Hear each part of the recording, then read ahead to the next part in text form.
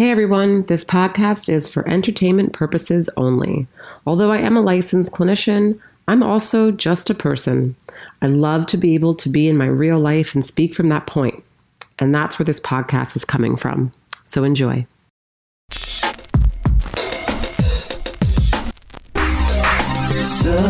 for truth, looking for answers. There must be a way to another day.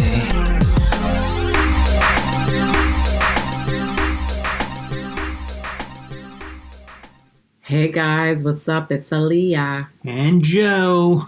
We are out here. We're actually out here in Maine. Yeah, we're like living the off the grid life right now. Off the grid, which I really want everyone to know, just so that you really know my true, authentic self. This is not my ideal. I'm from New York, I'm more of like a city, I gotta have people around type of thing.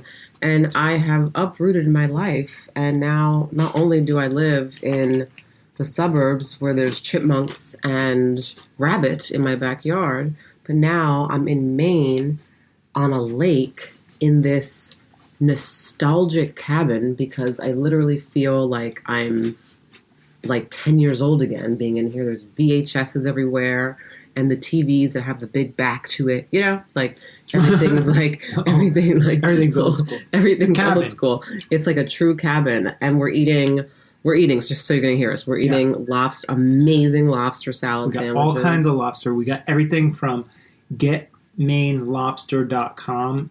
My buddy Mark over there. Off the chain. Go check them out, hook them up. I mean, he'll hook you up. And, and also it doesn't matter where you guys are because they also send you live lobsters as well. Overnight delivery. Yeah. So when we lived in Miami, we were getting them and having the lobster sent from Maine. And so it's good stuff. I highly recommend.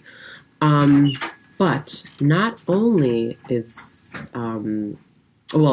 are we podcasting, right, from Maine right now, it's also an interesting day. We have a happy day for September 11th, and then we have a very just sad day of remembrance. So we'll start with the sad day of remembrance because that's 9/11. And so it is September 11th, and everyone who, I guess, is of age, right, and lived it knows what's up and know what happened there, unfortunately. On the other side of the coin, it is Joe's birthday.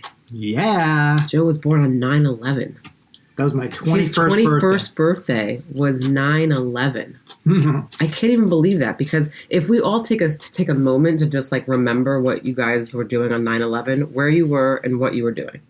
Yeah. I was actually at my cousin's house. I was in Florida, in Orlando, at my cousin's house with my other cousin, and we had spent the night. I think we were, I'm sure, drinking or whatever and having a blast the night before.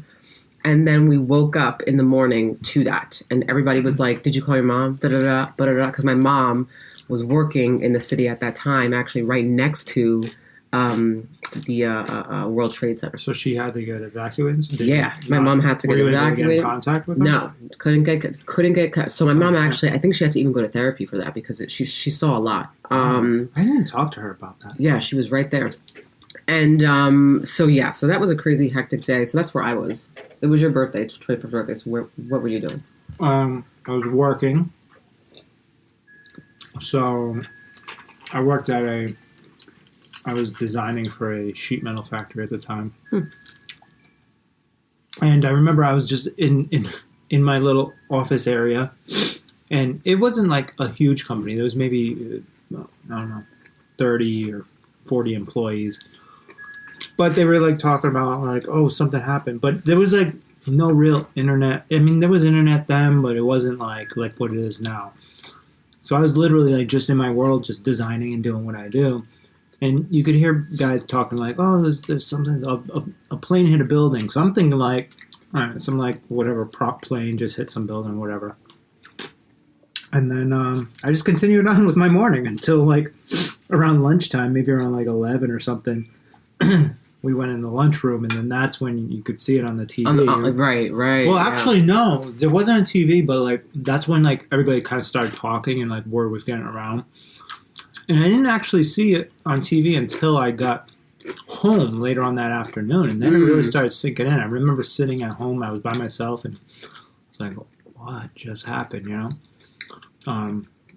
But we proceeded with the we commenced with the 21st birthday that day.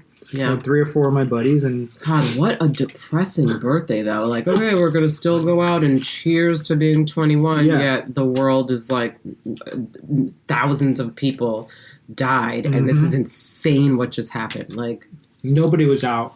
Like, there were bars open, but like nobody was there. But yeah, we went out, and I believe I threw up on my front lawn still. Good 21st. Man, so crazy. It really is. Like I was actually thinking about it right before we got onto the podcast, and I was like, is this shit in the new history books now? It has to be, right? Of course. I mean, I haven't seen a history book because my kid isn't in school, but like it has to be in there now, and that's what's crazy to me. Like, we lived through that. Right. We were 20 years old when that happened. Like, and that happened. That's what's like that freaking happened. Yeah. It's insane. Let's not get into all the details of who did it and how it happened, because Joe is gonna. Yeah, I mean, I can't go down that rabbit hole. I actually haven't heard his whole thoughts about 9/11 because I've chosen not to. Just because it's going to be a lot, and I just have no idea where it's going to go. 3-hour podcast. Yeah, he's going to get stuck somewhere. It's going to go. So I haven't heard it yet, but I'm sure it is. It's a wild. doozy. Yeah, I'm sure it's wild. We'd have to watch like several documentaries before I actually kind of gave you my explanation. I mean, there's a lot of shit though with 9/11. Like, even I don't know if you watched that movie. There was a movie that recently came out, and it was based around one of the supposed one of the people who was involved in 9/11 who got sent to... Oh, yeah. What was the name of that movie? I don't know. What the hell's that Guantanamo. place? Guantanamo. And was there for like... Years. They kept him there for held without any... He wasn't charged with anything. No, nothing. And they held him there. They tortured him. Years. Years. And then he got a lawyer. No. The lawyer then read about this in the files, and then she took it on like pro bono because she was like, "This is insane, all the stuff that does happen at Guantanamo Bay." And then he got off eventually. She got him out, but it was like 10 years later. Yeah, it was like 10 years later. Maybe even longer. Because it was messed up. Like, I mean, it really was messed up. They were like hiding documents and like changing things, and like the government, right, saying that he said things, writing down that he said things when he never did. It was a mess, and it's a true story. Yeah, they were looking for somebody to blame, but this wasn't like, oh, blame this guy for all of 9/11, but he had a part to play. Right. So, but I forgot the name at the end of the whole thing, he didn't have a part to play with it. And the government was just like trying to make up some story so they could put somebody in jail. Yep. And this is which is the sum of like what I'm talking about with 9/11. It's like that's the epitome of it. They're looking for a bad guy, a boogeyman, to make everybody scared. And speaking of fear and scared, this is a good transition, right? Wait, you want to you're going to transition out of it? 'Cause I'm not. Why you want to keep talking about 9/11? Well, I just want to kind of just like, so, I mean, what's his face is dead, right? Did they see his body? Who? Bin Laden? No, nobody saw his body. Wait a minute. No, so you mean to tell me that they blew something up that apparently he was in, but no one saw his body? No, they didn't blow something up. They caught him in a raid, supposedly, and then killed him and threw him off the side of the boat. Wait, what? That's the story. Wait, that's the story? Yep. See, now it gets even more, right? We can't get into this right now. I'm telling you, it's like... Wait, but that doesn't make any sense. Like, so that's just what we did to him. Yep. They tortured the fuck out of that guy. They did something. Or... They never did. They never even caught the guy. Or maybe the guy is living in some mansion somewhere in Switzerland. I don't know. Right. Just living his life. Oh man, we can go so many ways with this now. I see what you're saying. I mean, I would love to go down this rabbit hole with you. Obviously, not right now, but like, because this takes time to like understand all the layers. Yeah. Well, after I saw that movie, which I wish I could remember for you guys, but I forgot. After I saw it, it did put me on a whole other level of like, right. Of like, yo, like I've always known the government is fucked up, but like, yo, like that's horrific. They were like raping him. They were raping him. Remember? The freaking officers that were in charge of, who were at Guantanamo Bay, raped this man. Every single, I mean, like, it was The really story horrific. was based around, in I don't know if anybody remembers, but in like the newspaper, you'll remember seeing a bunch of, they blacked out everybody's faces. Right. But they had all the naked Guantanamo Bay inmates out, and they were like sexually harassing them and stuff like that. This was a piece of that movie. Like the movie was a part of that. I remember that. All right. Transition away. All right, transitioning. So, transitioning from fear, we had a listener who hit us up about an old episode. She was really It was the episode about appreciative that we IBD. did it. Yeah. And when you were colitis. talking about your colitis and stuff. And we went back and forth a little bit in the DMs back then, and then she hit me up again. But excuse me. She had issues with IBS, and then she had like a surgery or something, and then she wanted IBS. By the way, it means irritable bowel syndrome. For those that don't know, so she had a surgery, and apparently for years it's been she went into better remission. now. Yeah, so it's all good now. But her question was like, how do you get past like the anxiety and fear that this might come back? You never know, right? And that's a kind of, in general, we're talking about. This could be anything. For her, it's about the IBS coming back. Right. For somebody else, it could be about some other horrible thing that happened to them in the past or whatever. So, I don't know. Do you want to touch on that really quick?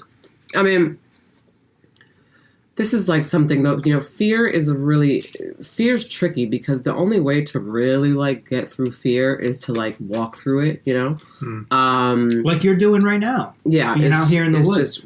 It's just to walk through it. And then, but the other piece of it is also having to like restructure the thought process, right? So clearly there's a belief system that she has now that's related to her IBS, which is either, like her belief system is that she's going to get really sick and have to go to the hospital again, or this or that, right? Whatever it is. Which the reason why it's just irrational to begin with is because it's predicting the future, and we have no idea what the hell's going to happen in the future, so it's just irrational. Although it has happened, we don't know what's going to happen in the future, and that's what she's focusing on. So it's irrational. So it's about targeting those belief systems that we have attached to a certain event and being able to restructure them. Now, sounds easy, but it's not, right? Because if your brain has been thinking a certain way or has had a belief system for God knows how many years about something, then it's not going to be so easy to just sit there and go, oh, okay, my fear or my thought is that I'm going to die if my IBS comes back or whatever. And then now suddenly today I'm thinking, no. Like it's not that easy, you know? Right. You've like physically created neural pathways in your mind because of the trauma for however many years, like, and these synapses are firing between this. You've just created this scenario in your head, and it's physical as well, right? That you kind of you have to go back in and detach those. Am I correct? Yeah. But So it takes it takes like a long amount. Just like it took time for it to develop. It takes time for it to, right. And what I mean by time, because I have many people in sessions who will be like, well, how long? Time is like, I don't know, right? Like time could be, no clinician could sit there and tell you it's going to take you exactly 1 year, right? So I have no idea. It could take 2 years. It could take 6 months. It could take 5 years. It could take, Lord knows, I would say it's based on how much effort and energy you want to put into actually resolving the problem, right? So if you take Well, not just that, though. I think it also depends on how traumatic your brain has made the event be that the belief system is connected to. Right. Okay. But if you're at a point where you're able to have a conversation with the therapist or whoever and just say, all right, this happened. I know that it could happen again, but I'm creating my own future. And if you can have that conversation and then commit to however many, like an hour a day of just positive thought process or whatever it is, I mean, I'm talking like super highly efficient, somebody like that, like really wants to resolve this. That's maybe something that you could do, right? Yeah, I mean, there's different levels. I mean, someone who, again, this all depends on the intensity of the trauma in terms of how your brain, perceived it to be. So, I don't know. I mean, there are people who I've seen who are like, very extremely willing, extremely participating in just their therapy, right? Very like hands-on and wanting to change things, but the severity or the intensity of, let's say, the belief system connected to what they went through and how they experienced it is so high that to really get them out of it takes quite some time. So it's really based on the severity, the intensity. I mean, it's not like and I think it's one of the things that I hate about cognitive restructuring or just like CBT therapy. Like whenever anyone goes to therapy, it's like, oh, CBT, or oh, someone told me to do CBT. It's like, which is cognitive behavioral therapy, which is like the oldest, type of therapy out there. It's like the most well known that everyone, and it's not like it's not my favorite. Yeah, it's not. I use so many other ones, but it's not my favorite because it's like CBT or using that for someone who, let's say, even just has anxiety is like, it's just like, I don't know. I have found other things such as like DBT, which is dialectical behavior therapy, and getting into mindfulness and stuff like that, and solution focus and other techniques that I'll use primary and then I'll hit the CBT. But the whole cognitive restructuring thing is not so easy, So in terms of walking through fear or how to actually get through the fear of something coming back, it does involve a bunch of things. I think one is also, like I said, working on mindfulness. Because if you're worried or fearful that something's going to happen, that means you're focused on the future. But the future doesn't exist. You're creating. You're right. It doesn't exist. All that exists is the present, which means that we have to train our brains to stay in the present. So something that I suggest that people do is if they're excessive worriers or they have a lot of fear, is I'll suggest that in that moment they ask themselves, okay, what do I know to be fact? What do I know to be fact? I am sitting in this lake house in a cabin on the water. I ate a lobster salad sandwich. I'm looking at my daughter on the monitor. My cell phone's right here. You're sitting there. Like, this is what I know to be fact. I don't know anything else going on outside of this. Right?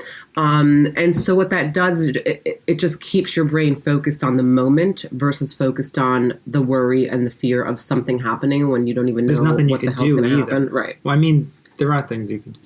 As far as, especially with that too, like physical ailments and stuff like that, you could start eating differently, change your diet, exercise more, be more healthy, take vitamins. Right, with the IBS, right. Right. So there's those things can also kind of probably take your mind off of the worry. The worry and the fear.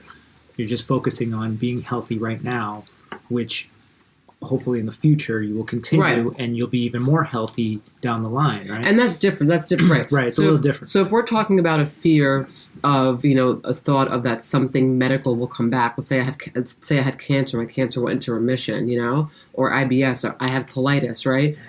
Those types of illnesses that are physical, medical, and then there's a fear attached to it. The fear is valid, totally, like, so it's not like it's not valid, like it makes sense, I get it.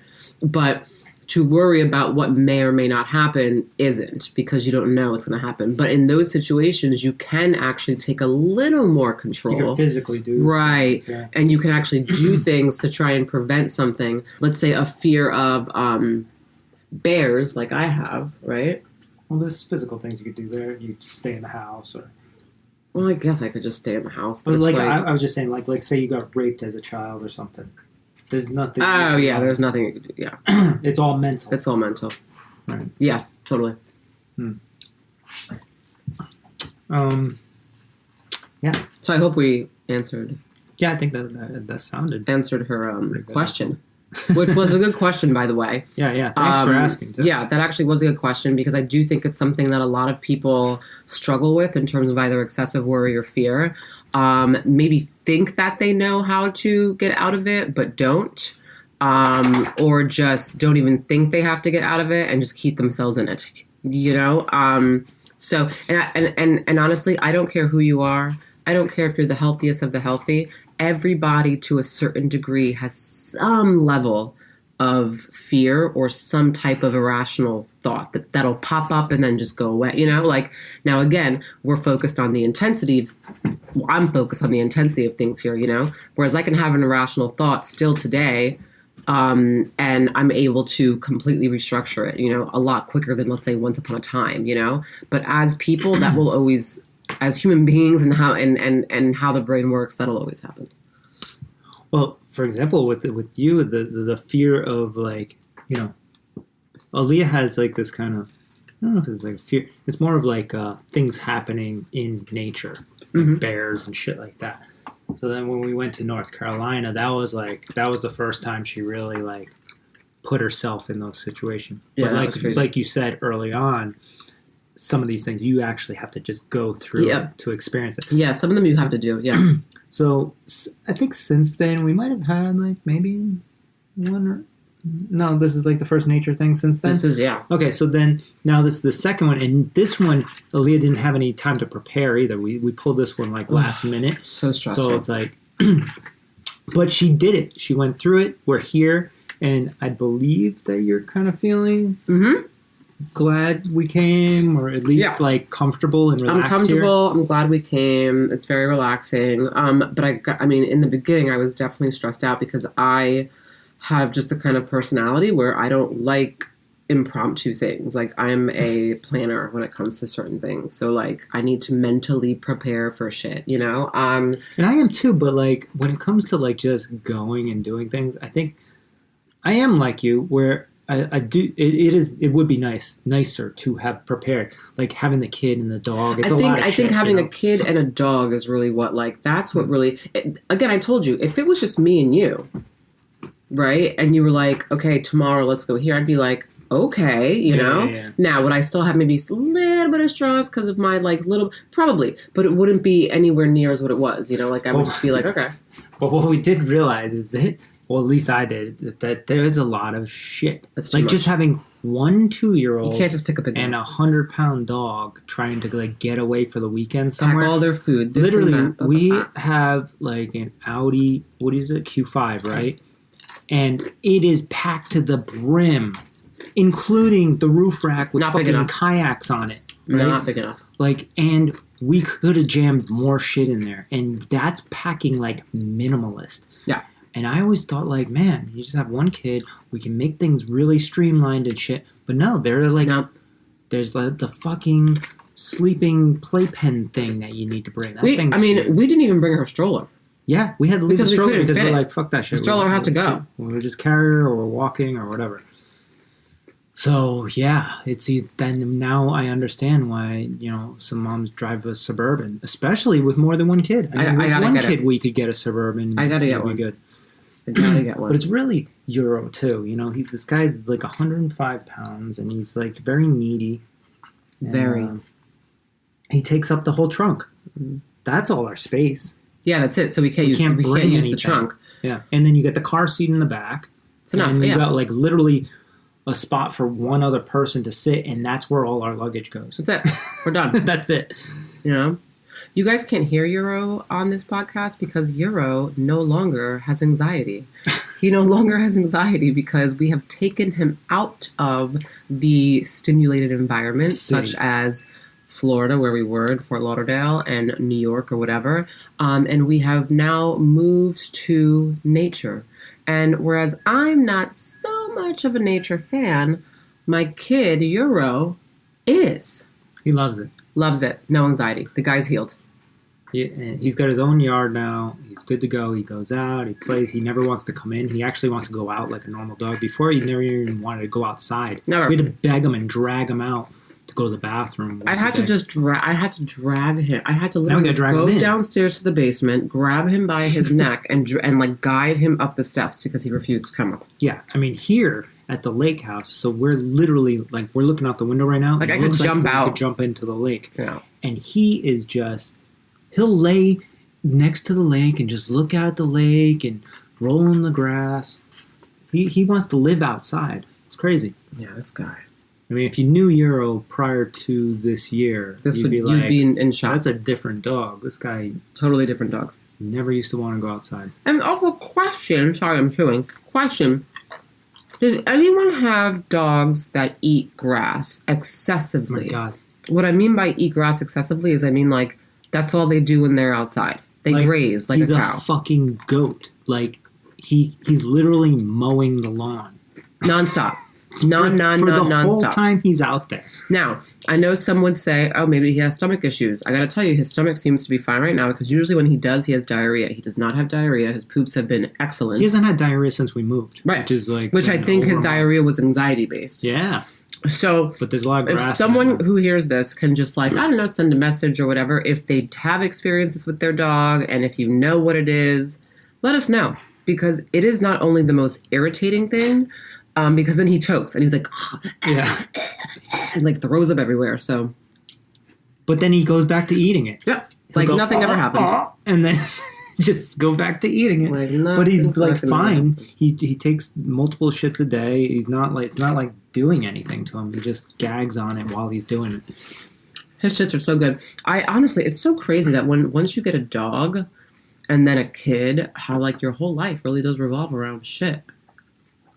Like in terms of like Yeah. I focus so much on my dog's shit and on my daughter's shit that it's not even funny. Like I focus less on mine and more on theirs. As long as they're shitting well, Yeah. then my life is good. Oh, look at that. Hmm. That's crazy. Anyway, sorry. When somebody says HBD on an iPhone and texts it to you, it does this thing where it says HBD all over your phone. Huh. Happy birthday. That's what that means, I guess. Yes, Joe, it means Yeah. happy birthday. That's like HBD. BTW. That's like THX. Oh, thanks. Wait, do you even know what BTW is? What's that? You're so old. 41. Oh, by the way. Oh, No, okay. get out of here. What's this BTW mean? However, these kids these days have these new ones, and I'm like, what the hell is that? Uh-oh, no Thank idea. God I work with adolescents though, because they always like school me on stuff. I'm like, what the hell is that? So Let's go live. Just to do it. oh, flex. Oh, like shit, this one. new word, like the new thing. Like, have you heard that term? Flex. That's like flexing, not just your muscles, but kind of flexing. Flexing, just you right, your exactly. skills or Right. whatever, So right? now when I'm talking to my kids who I work with, they'll be like, oh yeah, like I'm in school and like I had this outfit on, it was such a flex. And I'm like, Yeah. oh, okay, it was such a flex. Dope. Hmm. But I'm not even sure if my terms anymore that I use are cool. Probably not. But they seem like they don't make a face or anything. Oh, the kids. Yeah, like when I say things like, you know, if I'm like, oh my God, that was so dope, or like, you know, like, or like, oh, that, you know, like anything I say, like, they're not like, oh, that's crazy, or they don't make a face. They seem like they're like, yeah, for sure. Because I'll say terms like, that's dope, or I'll be like, like the vibe is like so dope, like so killer, like, you know, and Maybe I'll they're say just trying to things make like you feel that. comfortable. But they have to speak like that. These are like 15-year-olds, like. Well, like the 90s are coming back, so that's what we used to say back then. Right? I freaking love working with adolescents. I don't know who doesn't. It's the best. I think it's probably cool once you can like break that barrier. You know, when you like first meet like a teenager, they're just like, "Hey, what's up?" and they're trying to act cool. But like once you get past that, Is this thing on? No, it's not. Mm.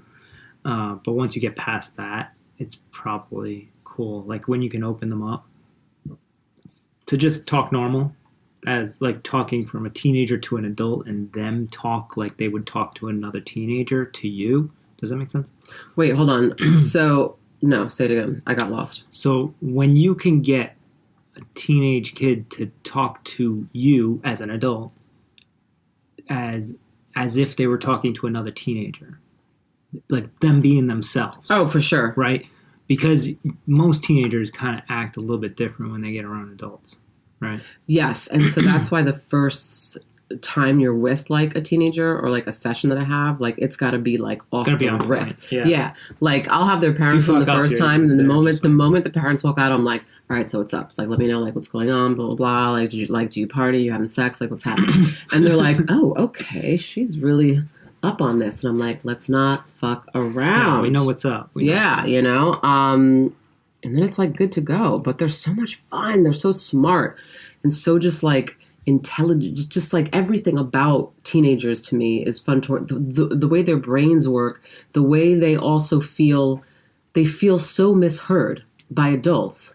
Right. You know, and it's so unfortunate because I mean, they have such good insight too, and so great, like they have great things to say and great input, but because they feel misheard, because they feel that their thoughts and what they're saying aren't really valid when they're around adults, they kind of also, you know, put some of that in a little bit. You know, I just thought of what that probably is like, because I'm kind of experiencing it now as you have a 2-year-old and you kind of see them growing, but like, I think some parents don't let their kids evolve. Meaning, like, they continue to tell them, no, don't do that. Like every year, you kind of have to take a step back and be like, all right, this kid knows X, Y, Z a little bit more.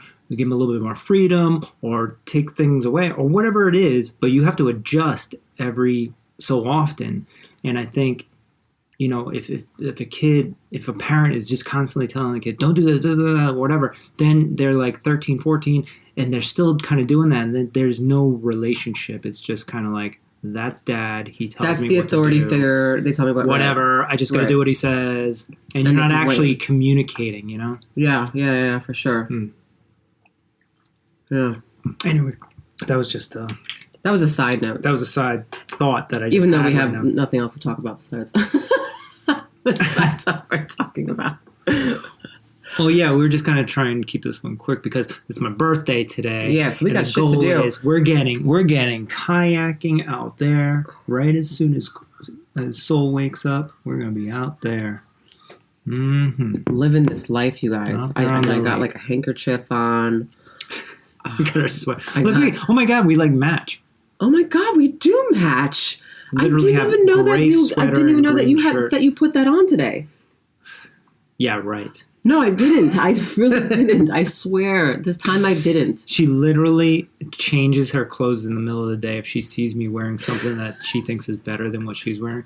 Because I can't be the only one out there looking crazy in the streets. So it's like, if you upped your outfit on me, then I have to go back and up it and be on your level. I can't go out in sweatpants and a sweatshirt if you're in like jeans and a t-shirt or something. Like, I'm like, now I need to match your vibe. I'm just living my life, you know? Just living my life. Whatever. Living my 41-year-old life. 41, that's right, man. Like, so, I mean, 41's basically, it's like the same level as 40, so whatever. Yeah. But like, I mean, as like when you look back on your life, right? Mm-hmm. And then you're like, man, I'm 41. Like, what do you think about, you know? Like, well, what do you... First off, my take on 40, 41, whatever, is about the same as it was when I turned 30. Meaning, like, between 30 and 40, or 30 and even 50, right? That's like, you're in the range of, like, you've lived half your life. So, what have I accomplished up until this point is really accumulation of only maybe 20 years even. Because the first 20... more than that, probably the first 25 to 27 was just learning the basic fundamentals of like how to be a good human being, you know? So I really take it from, say, I'd say 25, 26 until now, which is, what is that, 25, it's like 15, 16 years or whatever, right? Yeah, I don't know. Yeah, I'm bad with you math. I'm just agreeing. So really, I've done what I've. That's the bulk of actually being productive in life, really, I think. So now I have built all this knowledge and experience, and now I got another 40 years from now to do whatever I got to do with this foundation, as opposed to before it was like there was no foundation, I was just developing it.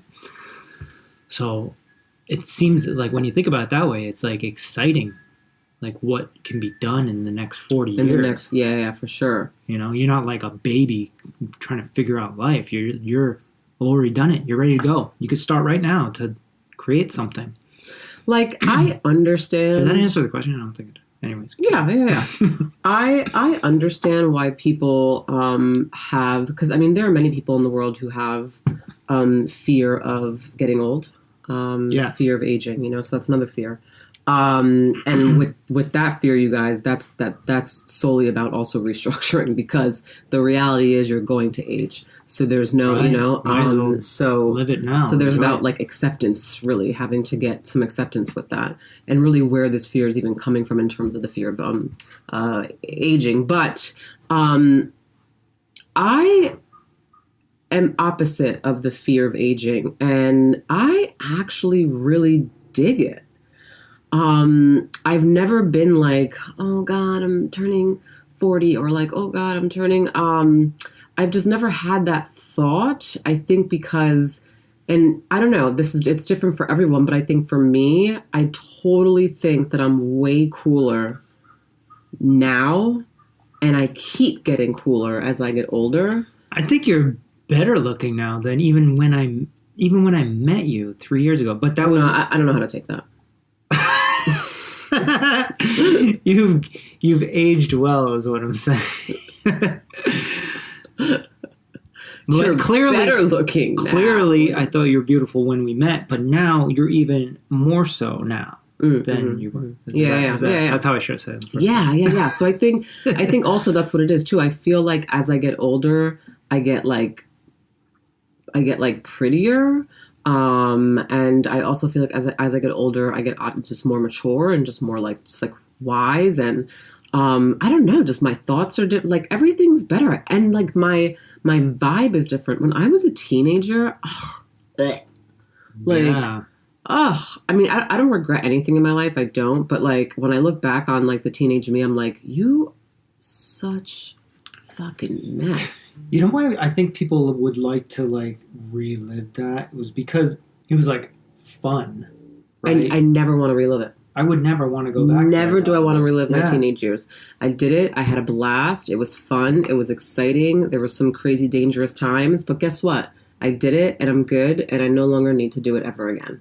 Yeah. Like, I'm done. Honestly, right now I feel like, all right, we got married, I got the wife, we got a kid, we got the dog, we got a house. It's like, all right, I feel like I've accomplished a lot now. Now I can really start getting in on like my passions and whatever, you know? Yeah. I got a new foundation. So now this is the new foundation, as opposed to before it was like I was developing it, and then the foundation was like this, I don't know, whatever it is, your friends, you know, you're just drinking all the time and having party, and that's kind of like your like fundamental foundation of like how you're living your life. Yeah. Now it's like we have a real solid foundation, and then it's like you got all the support behind you to do whatever you want to do. Speaking of drinking and stuff like that and going out, so yesterday we stopped in Portland, which I love it. I'm obsessed with it, and I want to spend more time there. But we stopped there, and we had to get food for our daughter. So Joe had went to this like bar, restaurant, or whatever. It was Yum Tum. It was like this little dive bar in the Wharf in Portland. It was cool though. So I didn't know it was a dive bar or anything like that. I just knew that there was food there for Soul. So I had to go to the bathroom with Soul. So I went and I met them at the bar or whatever. And I walk in. Now, I'm literally legit walking into this is I didn't even know this, but I'm walking into a straight up like just like cool, kick it, laid back bar, you know, like nothing phenomenal, but just a bar where you go to after work or whatever with just like your girlfriend, you chill and just have some drinks, right? And I'm walking into this dive bar, and when I tell you that the eyes of the girls that were sitting at the bar drinking when they saw our kid, when they saw her, they were like, and like they looked at her as though it was like, fuck is a baby doing in like a bar, right? Right? Really? Yes, I saw that. I thought that was pretty common for New England. No, I saw that. And then I looked at it and I was like, oh my God, that was me. I was that person that was sitting at the bar with my girlfriends that would be like, why is this person messing up the vibe right now? Like, get your baby out of here. Like, I was so not about it. I was so selfish about it. I was like, you're messing the vibe up. Like, and then when I saw that, it dawned on me and I was just like, damn, I was that. And I wasn't even mad at them because I was like, I get it. Yeah, you did not change up your game at all. You were still just like, excuse me, can I use the bathroom so I can change my daughter's diaper? Yeah. And then the bartender's like, yeah, well, there's no changing table in there, and you better clean up your mess because I'm going to have to be the one that has to clean that. And we were just like, and I was like, I don't care if there's no changing table. I'm still using the bathroom. Like she was in like diarrhea all over the place. Like right, like what is my kid gonna do? Like my goodness. But that's what you're talking about. Like that whole you don't know. Everybody in there had no idea about kids or anything. No, they're like, okay, just don't diarrhea all over the. Yeah, just keep your diarrhea in the pamper. The reality of it is, like, if you change a kid's diaper in a bathroom, nobody even knows you were in there. No, for the most part. If it's poop, you may smell it, but like that's it. Yeah. You know, like you're not gonna know. I don't know what he thought. Did he think I was gonna take her shit diaper and smear it all over? I don't know, but that's walls? The way that he reacted to it. He said it in a way like basically saying, Don't go do that. Don't go to the bathroom. But we did it anyway. No, no. What happened was that Joe, him and his niceness, came to me, and then I was like, after the bathroom, and Joe was like, you were like, well, he says that there's no changing table, and so we can't use it. And I was like, I don't give a fuck. I'm using the bathroom. Like, I have to pee, and I have a kid whose diaper has to get changed. So then I asked the two girls who looked at me like weird, and because none of the bartenders were answering me about the bathroom, so I was like, I'm sorry, do you guys know where the bathroom is? And that's when I got the stare. That's when I got the look of like, geez, it's on the other side. It's on the other side. Like, we're in a conversation right now, drinking Jameson and ginger. Get out of my way, you know? Like, so funny. So funny. Good drink, by the way, that I don't drink anymore because I haven't had a Jameson and ginger in, I would say, like 3 years. No, you've had it since then. No way. With your dad? Absolutely 100%. not. Absolutely not. I've poured no, you haven't. Ever since I stopped drinking like that, like before, you know, like when like I did my whole change and we stopped drinking initially, I have not touched liquor. The only time I touched liquor was when we finally bought the house. Yeah. And then it was like we bought the house, and that was like still 3 years later. Yeah. And we had a little shot, and I was like, wow, whew. But like I haven't had a Jameson and ginger ale in a good 3 years. What does it taste like? I forgot. Speaking of liquor, my uncle just got me this because I saw it in the store and I sent it to him because he drinks gin, and when I used to drink more. I still drink it every once in a while. Gin and tonic, right? That was my drink. Hendrix or Sapphire or whatever. It's so typical. I'm sorry. It's so typical. That's typical? That was my drink. Gin and tonic. Hendrix or Sapphire. Pinky up. I just feel like it's so typical for you. If you really know Joe, then it's like a laughable thing. Like, of course gin and tonic is your drink, and of course it's Hendrix or Sapphire. Well, a good espresso martini is where it's at as well. Of course you love espresso martinis.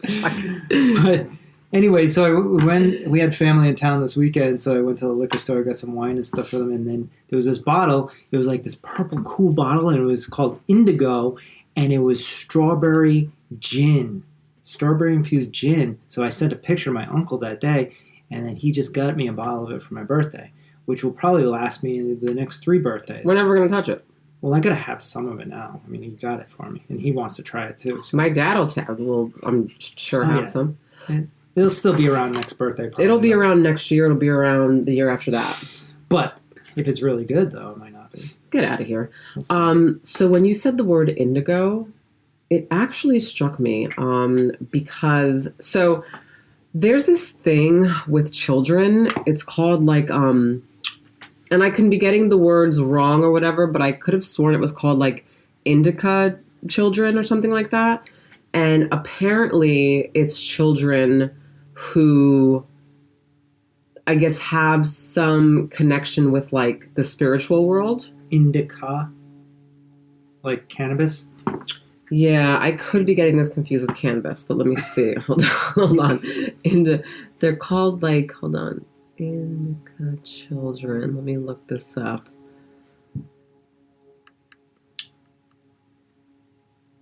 Oh, God. Maybe it's indigo children. Indigo children. Oh, indigo children. Yep, it's indigo children. I think I've heard of this. Okay, so it's actually indigo children. So, right. So indigo children, according to a pseudoscientific New Age concept, are children who are believed to possess special, unusual, and sometimes supernatural traits or abilities. The idea is based on concepts developed in the 1970s by Nancy Ann Tapp and further developed by Lee Carroll and Jan Tobin. So, the indigo children actually takes me like many years ago because I was really hooked on this for a long time, and I actually researched it for a long time when my nieces were like 6, 5, 4. Now they're like in their 20s. But in my father's house in New York, it's a very like old house. It was I don't know, like 1800s or some shit. I don't know, but it's an old house, and the house always creeped us out. Like it always had this like, I don't know, this like creepy energy to it, like that me and my sister always felt, but my father, interesting enough, never felt it. And my father is a doctor, and I tell you guys that for a reason, because his brain and the way his brain thinks is very reasonable, rational part of the mind, facts, this, logical, right? Except when it comes to vaccines. Right? So that's how his brain functions. He also used to be a engineer, right? So it's a very like, it's that kind of brain. And he's never felt this vibe that we have felt. But my sister, who has a creative brain, me, who, interesting enough, I actually feel like I have a logical brain, but I can also be creative too. So I'm kind of a mixture. And my nieces have always felt otherwise. So I started researching children who can like, I don't know, pick up like the spirit world or anything like that. And if that was like a thing. And I found the indigo children because when my middle niece was like 5, she used to tell us that so she would say that her clothes are missing. And then we couldn't find her clothes at all. Like, we really couldn't find them. And then she would tell us that the little girl is running around the house with her clothes. And we'd be like, what the hell is she talking about? Like, like, what little girl? And then one day when she was 6, she told us that she saw the little girl upstairs in our attic. And then she described like what the little girl was wearing and like how the little girl had like overalls on and like the color shirt. And like at 6 years old, I get that there's a creative brain, but she was like so detailed and so specific about what she was wearing. And she had blonde hair and like all this stuff. So we were listening, and what? We just went from strawberry gin to right, because this is how our brains work. Like, we're all over the place. But you said indigo, and indigo took me to indigo children. Okay. Because I do believe that this is a thing. So anyway, so I never knew, right? So as she got older, she thought she was like schizophrenic, and she's not, by the way. But she thought she was, and it took so many years for me to realize that it was something called indigo children, because when I went into another practice and I contracted there at this therapeutic practice, the owner of this practice is also not only an amazing clinician, but she is also connected to the spiritual world. Oh, Lord. Yeah. I would consider her to be a medium, but she doesn't think that her skill is like as crafted as I'm sure other people's. But so I told her about my niece, and she was like, no, she has connections, because my niece would hear voices. Who? What are we talking about? My middle niece. I don't want to say names, but my middle niece. She would hear voices, and that's why she thought she was schizophrenic. Poor thing. But the whole time, it really wasn't that. And then as she got older, she learned how to just like not pay attention to them. Because apparently is it only in that house? No, I don't. Oh, actually, I can't answer that. That's a good question. I should ask her if it's only in the house or if she experienced it outside of the house. Yeah. Anyway, it's a thing. They're really amazing. The indigo chili.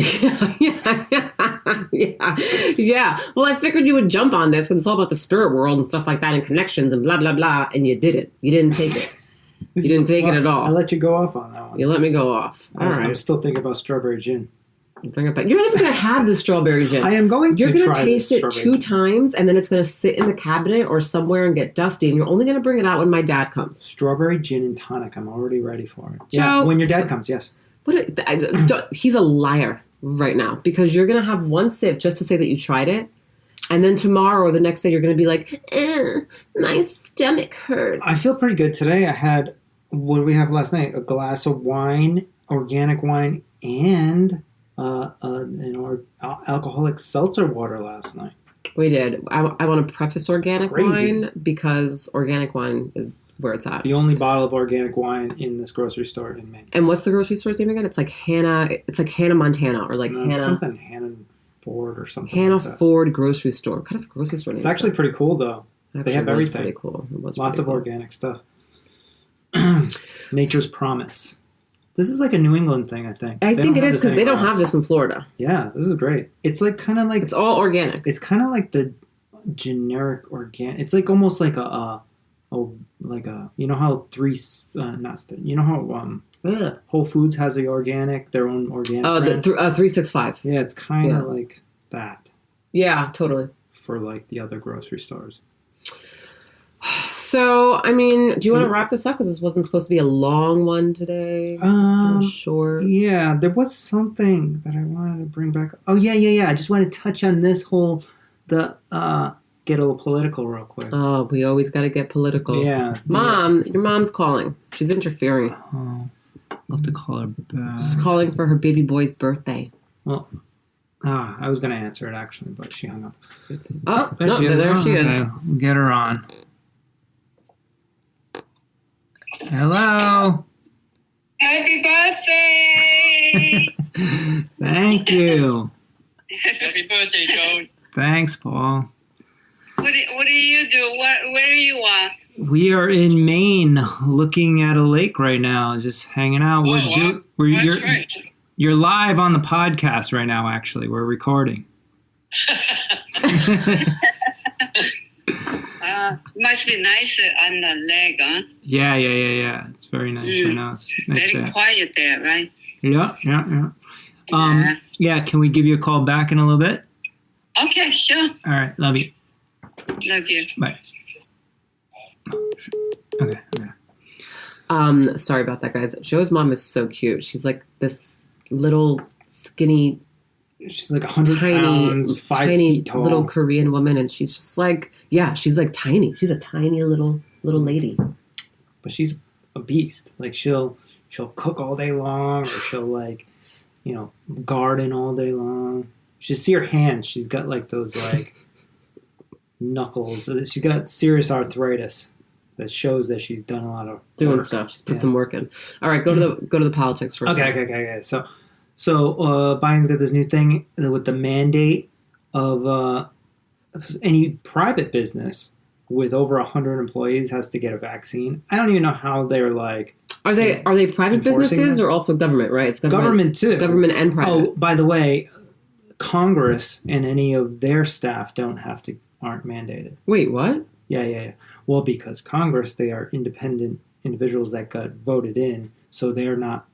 They're part of government. They create the government, but they're not like government employees. Well, they kind of are, but they're not. But this is wild. They've thought about this. They've thought about this. Clearly, why is it only like certain federal government agencies with like the most employees and stuff. They're forcing everybody to do this. This is clear. This should be so clear to everybody that this is like a control thing and not a health thing.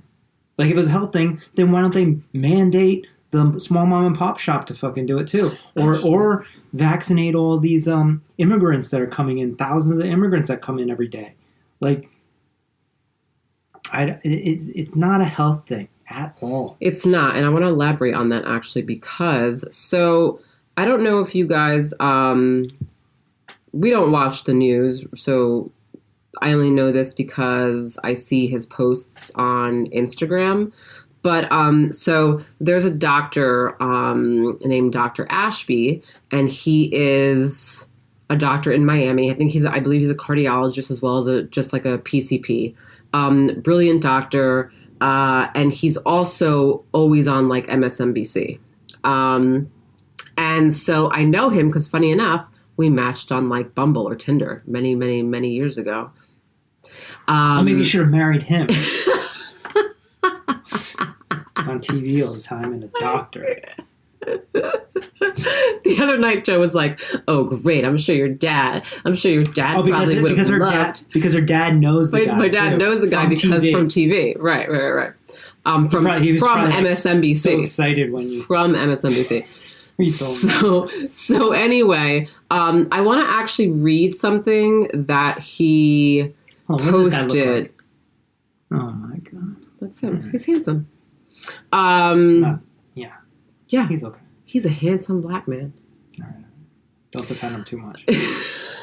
So anyway, so he's he's really heavy in this COVID thing right now. And he posted some stuff actually the other day because I think he was on MSNBC again or some news channel. And I kind of want to read to you what he said because I'm really digging it. So he has like 8 points and he broke it down. So he says, vaccine mandates ain't cool. Number 1, the mRNA vaccines are the truth. If you're immune naive, please get vaccinated ASAP. With that being said, pharma straight pushing vaccines like the CIA did crack in the hood. They're the main ones influencing policies such as vaccine mandates and boosters for all in order to get their profits up. Number 3, I don't trust the CDC or our government. This is a doctor, I want to also be clear, and he's an amazing, well-respected doctor. I don't trust the CDC or our government knowing that they stay lying. I do my own original source research and data analysis, not repeat what I heard on YouTube like these other clowns. Number 4. He's a conspiracy theorist, clearly. Number 4, speaking of clowns, these bootleg-ass conspiracy theorists and others with alternative agendas use our rational distrust against us. By the way, please stop sending me those dumbass fake expert vids that go viral on social media without vetting them first. Number 5, natural immunity is at least equal to vaccine immunity. Right. So why the fuck are those who recovered from COVID being mandated to get vaccinated?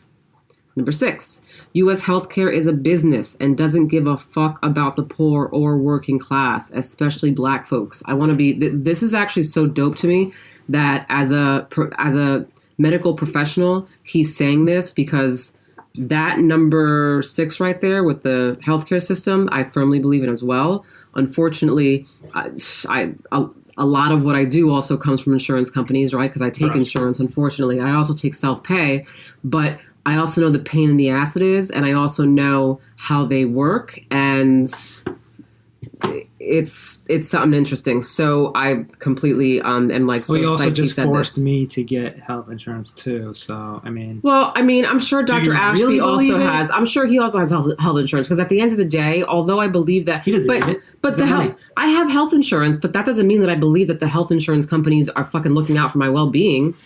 I'm looking out for my well-being because in my head, I'm just going, okay, I don't have thousands and thousands and thousands and thousands and thousands of dollars that in the event that something happens to me, which I, as a person who has IBS, who has colitis, really needs constant medical attention, I don't have those. So with the insurance, it helps me. So it's a financial thing. So if you had millions of dollars, I would pay out of pocket. Yeah. I would pay out of pocket. Number 7. We need institutions that actually serve the people, not bank accounts. And number 8, please stop asking for a seat at the table.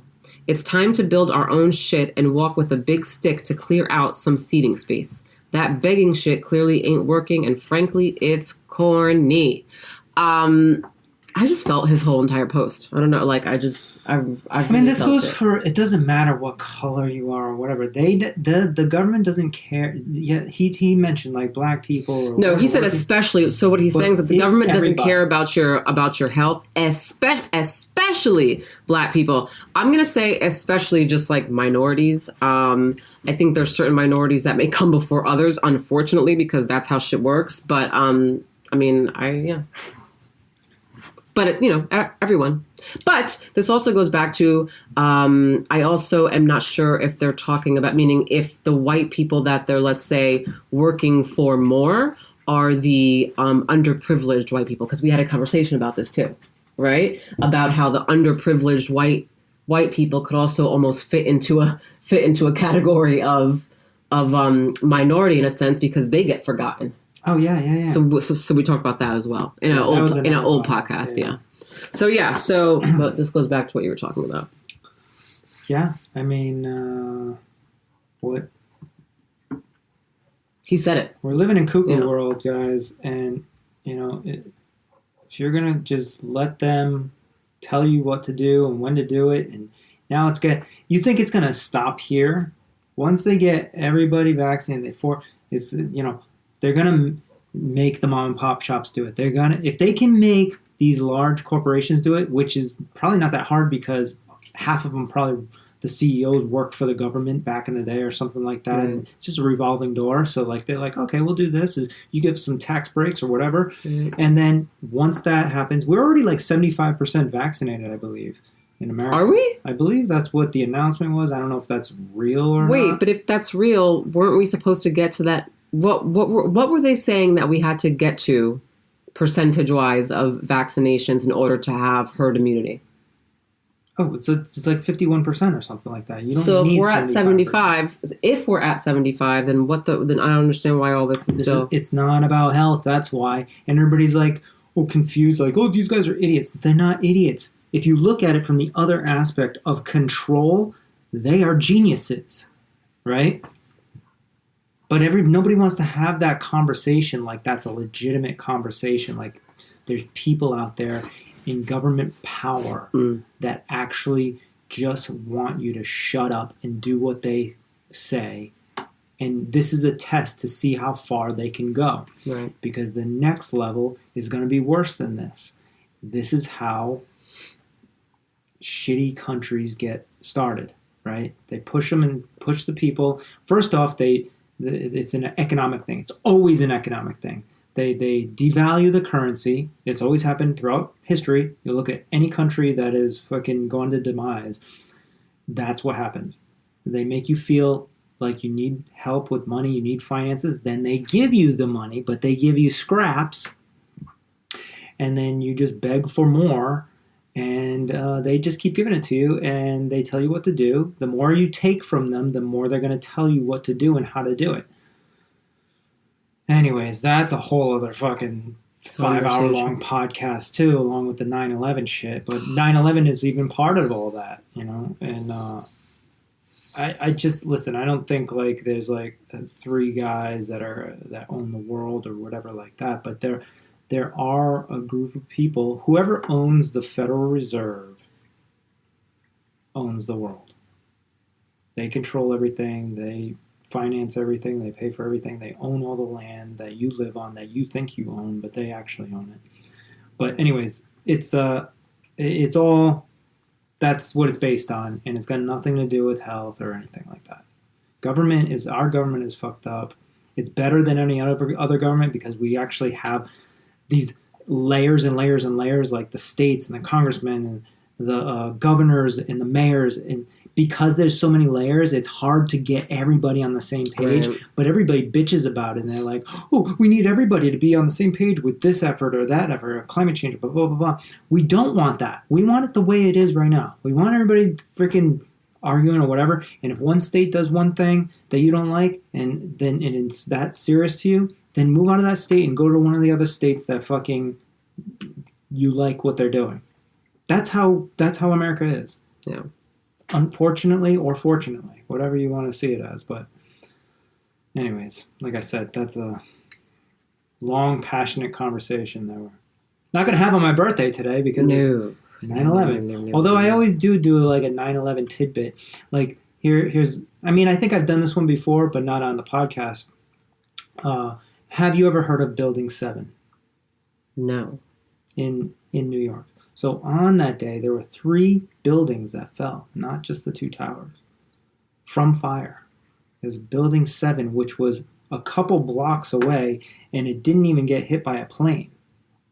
Supposedly, it got hit by like some of the fiery parts of Ash or the soda, building, whatever. whatever. Lit the place on fire. And if you go back, if you can watch it on YouTube right now. Go type in Building 7 collapse, and it literally, the top of the building goes, and then it goes, and it's only like a 50-story building or something like that. Less than that, maybe like 30. Just collapses on itself. And so there's a whole conspiracy theory behind that a lot of, so the what was it called? The Defense Department. Remember Rumford? I forget the defense secretary at the time. Anyways, he was in court because the court was accusing him of like basically it was like $2 billion. Like, where is this money? We gave it to you to buy tanks or something like that, and it disappeared. All the files were in that building. All the files to what? To where that money went were in that building. Supposedly. Listen, this is off the top of my head. Well, what was that building? It was a federal building. Oh, it was a federal building. Right, yeah. It was a federal building that held documents, some very highly classified documents. And it all of a sudden just disappeared that day, and they never found out where that money went. Interesting. There's other things that were supposedly in that building as well. Yeah. But a lot of like Pentagon classified information was supposedly in that building. Listen, I'm just saying what I hear, but if you go watch the video, you'll see that you'll building clearly collapse. see it just collapse on itself, like it literally was demoed. You know why I think I can sometimes get into this like conspiracy theorist stuff is because it's like trying to solve a mystery. It's like, ooh, like what's going on here? And I think it just gets my brain like really like stimulated because it's something for me to try and figure out. Which I love doing stuff like that. I love I love trying to figure shit out. What are you talking about? Well, we can privately, you and I can go down that path if you want. I love trying to figure stuff out, but it's like it also depends on like what it is. Like I'm not gonna figure something out if I'm not into it. And we gotta catch it at the right time. Yeah. It's all about mood. You can't watch documentaries after like 7:00. No. But yeah, no, I love that shit, and I think that's why like sometimes when you talk or when you go, I could really be like into it because I'm like my brain is like ding, ding, ding, ding, ding, ding. And I'm like, this is so crazy, right? But what I do want to talk about in our next podcast, not this one since we have to wrap up, is UFOs. And I know that yes, because I literally just recently, guys, there is a documentary called It's UFOs with J.J. Abrams, that one? Yes. But you didn't even watch it. I fell asleep. I fell asleep. But wait, the beginning of it, you guys, UFOs with J.J. Abrams. So he did this whole documentary on UFOs. And the first 20 minutes, which is how much I watched because I fell asleep. But I was mind blown by it. I actually want to finish it. I was mind blown because the shit that is actually documented by the government. Like fact, okay? That they don't even know what the fuck it is. They don't even know what the fuck it is. And then there's a whole town of people. The Phoenix Lights that saw all the same shit. A whole town of people. And they still don't know.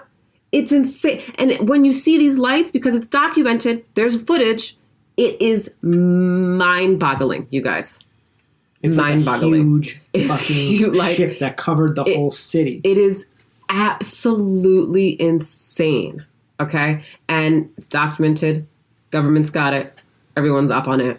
In my opinion, the best UFO documentary is the Bob Lazar one, which I don't think you've watched. I haven't seen that either. one. That one is way more crazy than the J.J. Abrams one. I gotta watch it because I think right. I mean, like not too long ago, it did come out, right? That I think, and I even think Obama even actually got in a interview because I saw the footage. In an interview, he was questioned about is there extraterrestrial life or whatever and something like that, right? Are there UFOs? Are there aliens? And his answer in that interview was, I can't talk about that.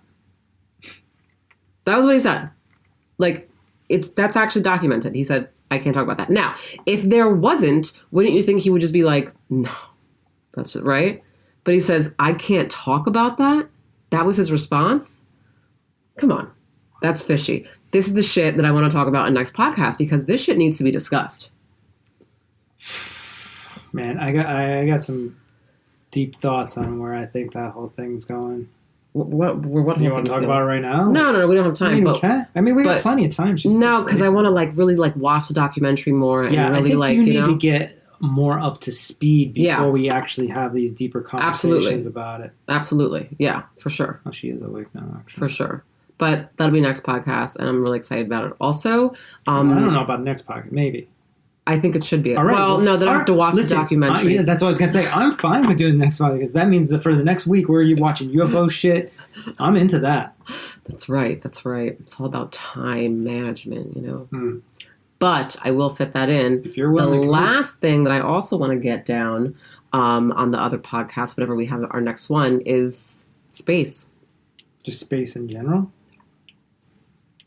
That in itself is just the word space is just space in itself is just crazy. Did you think about that? Because, all right, so we're out here literally like an hour north of Portland, Maine, and you look up at night and it oh my God, you guys. Amazing. It feels like you're in space. So the last time I've seen the sky, it forced me. It was freezing to me.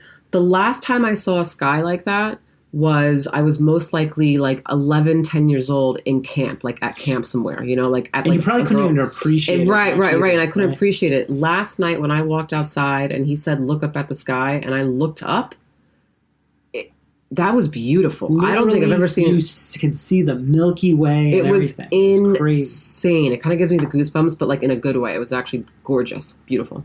You could see everything. And there are actual 7 or 8 lifelike planets that were found, and they lifelike. Oh, sorry. Not lifelike, but that there was life on them, right? So they can tell that there was life on these planets.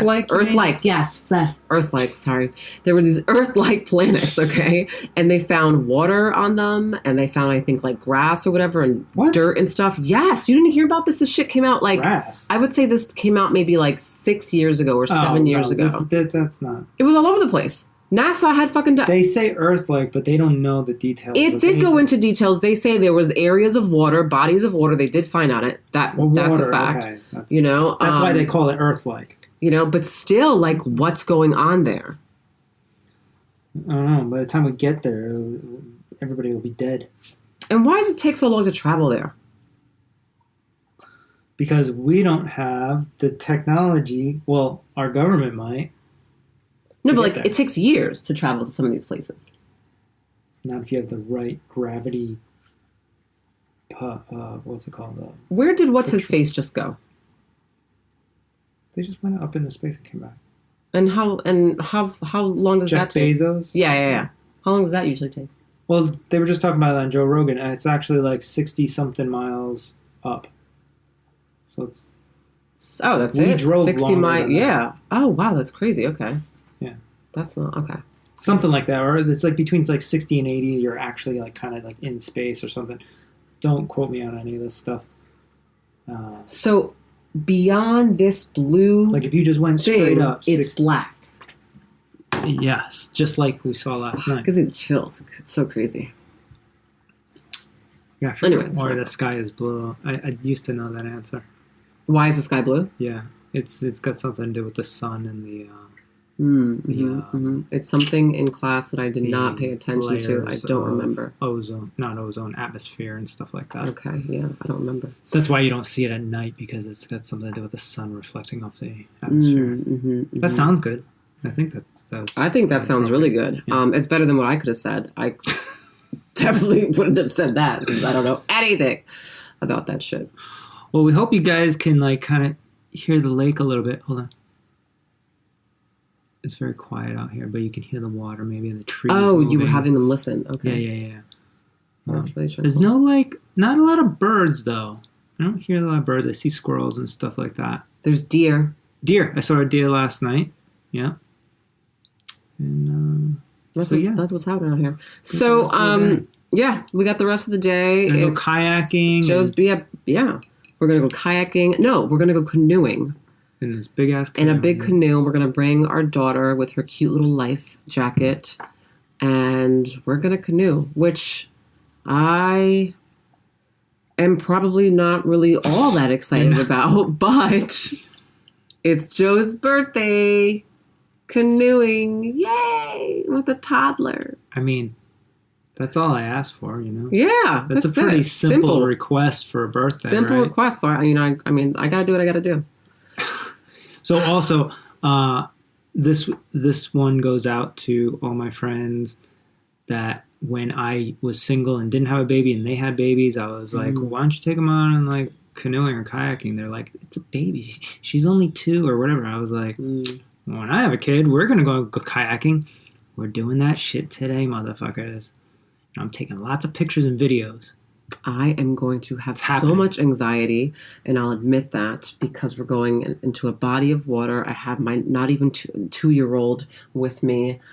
It's going to be stressed, and it's cold outside for me. When you're in the sun, you're going to be sweating. It's cold to me, you know. You're going to be sweating. It's going to be great. Excuse me. Joe, that was so inappropriate. I'm drinking kombucha. It's just Oh my natural. God, it smells so bad. That was Euro's fart. Oh my God, how embarrassing.